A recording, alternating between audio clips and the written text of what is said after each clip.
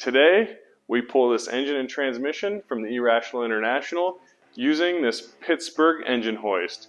We also have an engine leveler. Now, we've pulled a couple engines before without using a leveler, so we're going to give this a shot and make sure you stick around to the end to see if we recommend using one or not. First things first, let's get this engine hoist put together.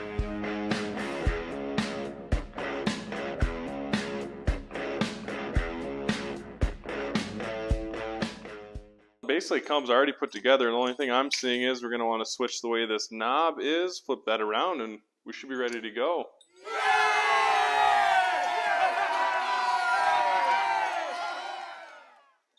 In last week's episode of the Roy Garage, we prepped this engine and transmission to be pulled out of here. One thing we forgot was to take off this radiator mount. I'm going to do that now. If you guys want to see that episode, click the link in the upper right hand corner. Yep, this is the last one.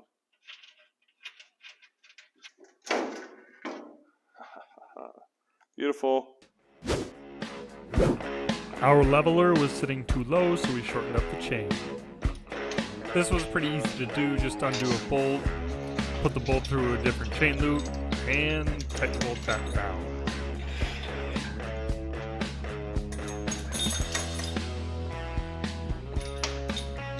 The leveler is pretty convenient because it comes with the chains and then also these angled steel pieces that you can use to bolt up all four corners of your engine.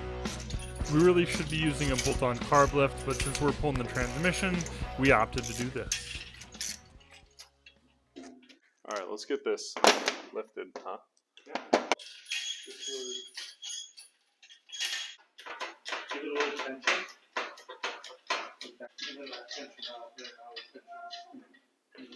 Alright, we have our engine stand hooked up with our engine leveler. We have 2 bolts on the transmission and 2 bolts on the engine. And we should be able to get this thing up off the ground. Do those transmission bolts first. I like that idea. Jake's pretty happy he's not going to have to look at this transmission anymore because it leaks so much. I will probably be using it in a future project after it's been rebuilt. There we go. Train loose. I'm going to give you guys a hint on what's coming for the next few episodes. That right there. 4L 80 e-transmission. 37-inch tires. International maybe going into storage. But big things are coming in the Roy Garage.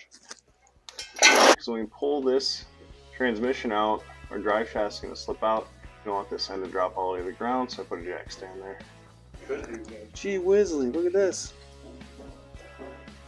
That's how much. I got 1 bolt loose done on the frickin' engine mounts already. It's just sitting there. Leroy, this one doesn't even have one on it, bruh. That one's out. You guys didn't see that.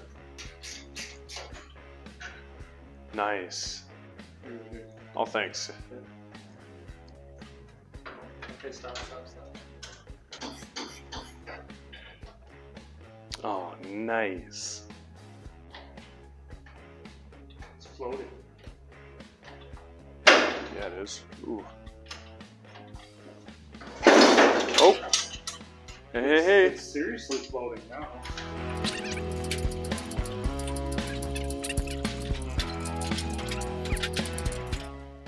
Oh, bummer, dude.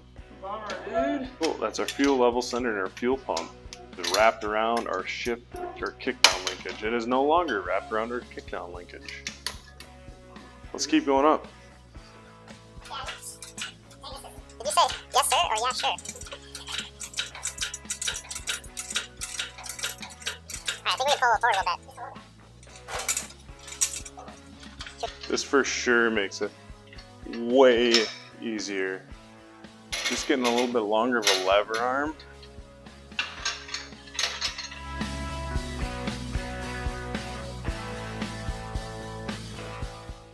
Getting a little extra out.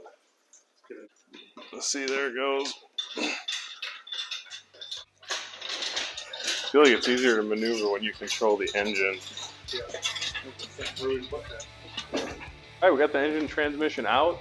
The engine hoist definitely did its job, and so did this engine leveler. I definitely would recommend doing this. If you didn't have one of these, you're gonna have to spend just a little bit more time trying to manhandle this to get it out. It was challenging to turn this at times, but I would recommend having a crescent wrench or some large wrench that you're able to get on here to get a little bit more mechanical advantage. Thank you guys for watching this week's episode of the Roy Garage. Don't forget to like, subscribe, and turn on notifications so you don't miss out on the next episode of the Roy Garage. Sasquatch in the background.